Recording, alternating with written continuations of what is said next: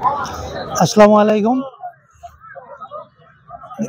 গাড়ীগাঁও ঈদগাহ ময়দানত আমি 20 তাৰিখৰ পৰাই এটা সুন্দৰ পৰিৱেশ আনাৰ কাৰণে প্ৰয়াস কৰি আছিলোঁ আৰু সেই মৰ্মে আমাৰ সুন্দৰ প্ৰয়াসটো হৈ উঠিছিল আৰু আজি আমি সমগ্ৰ ভাৰত তথা অসম আৰু গাড়ীগাঁৱৰ এই ঈদগাহত আমি ঈদ উল ফিত্ৰৰ সমূহীয়া নমাজ অনুষ্ঠিত কৰিলোঁ।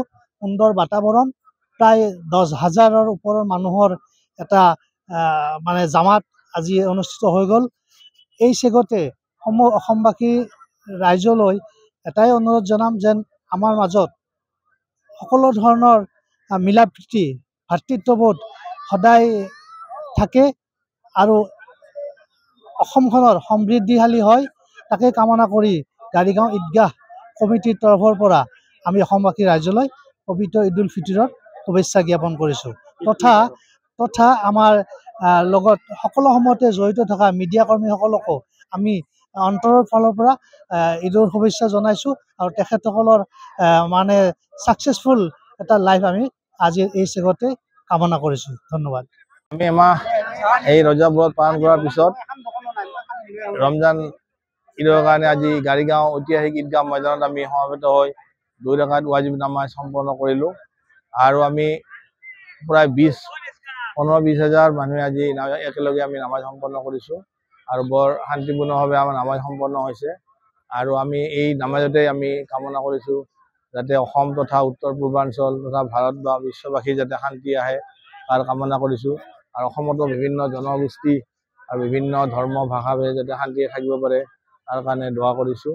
গতিকে আমি ভৱিষ্যতেও যাতে আমি এনেদৰে আমি শান্তি সম্প্ৰীতিৰে এনেকুৱা ঈদগাহ পালন কৰিব তাৰ কামনা কৰিছোঁ। আসসালামু আলাইকুম। গাড়ীগাঁও ঈদগাহ ময়দানত আমি 20 তাৰিখৰ পৰাই এটা সুন্দৰ পৰিৱেশ আনাৰ কাৰণে প্ৰয়াস কৰি আছিলোঁ আৰু সেই মৰ্মে আমাৰ সুন্দৰ প্ৰয়াসটো হৈ উঠিছিল আৰু আজি আমি সমগ্ৰ ভাৰত তথা অসম আৰু গাড়ীগাঁৱৰ এই ঈদগাহত আমি ঈদ উল ফিত্ৰৰ সমূহীয়া নমাজ অনুষ্ঠিত কৰিলোঁ। সুন্দৰ বাতাবৰণ, প্ৰায় 10,000ৰ ওপৰৰ মানুহৰ এটা জামাত আজি অনুষ্ঠিত হৈ গ'ল। এই চেগতে অসমবাসী ৰাইজলৈ এটাই অনুৰোধ জনাম যেন আমাৰ মাজত সকলো ধৰণৰ মিলা প্ৰীতি ভাতৃত্ববোধ সদায় থাকে আৰু অসমখনৰ সমৃদ্ধিশালী হয়, তাকে কামনা কৰি গাড়ীগাঁও ঈদগাহ কমিটিৰ তৰফৰ পৰা আমি অসমবাসী ৰাইজলৈ পবিত্ৰ ঈদ উল ফিতৰৰ শুভেচ্ছা জ্ঞাপন কৰিছোঁ।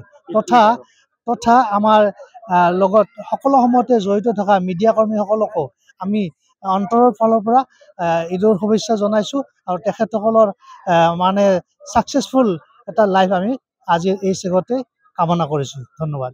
আমি এমাহ এই ৰজব ব্ৰত পালন কৰাৰ পিছত ৰমজান ঈদৰ কাৰণে আজি গাড়ীগাঁও ঐতিহাসিক ঈদগাহ ময়দানত আমি সমবেত হৈ 2 ৰাকাত ৱাজিব নামাজ সম্পন্ন কৰিলোঁ আৰু আমি প্ৰায় 15-20 হাজাৰ মানুহে আজি একেলগে আমি নামাজ সম্পন্ন কৰিছোঁ আৰু বৰ শান্তিপূৰ্ণভাৱে আমাৰ নামাজ সম্পন্ন হৈছে আৰু আমি এই নামাজতে আমি কামনা কৰিছোঁ যাতে অসম তথা উত্তৰ পূৰ্বাঞ্চল তথা ভাৰত বা বিশ্ববাসী যাতে শান্তি আহে তাৰ কামনা কৰিছোঁ আৰু অসমতো বিভিন্ন জনগোষ্ঠী আৰু বিভিন্ন ধৰ্ম ভাষাভেদে যাতে শান্তিৰে থাকিব পাৰে তাৰ কাৰণে দোৱা কৰিছোঁ।